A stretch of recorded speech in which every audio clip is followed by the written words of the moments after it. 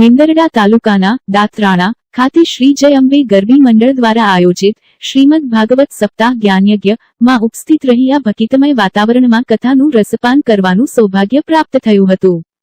ભગવાન શ્રીકૃષ્ણના દિવ્ય જીવનચરિત્ર, ભક્તિભાવ અને આધ્યાત્મિક તત્વોથી ભરપૂર આ કથા સર્વેના જીવનમાં સુખ, શાંતિ, સમૃદ્ધિ અર્પે તેવી પ્રાર્થના.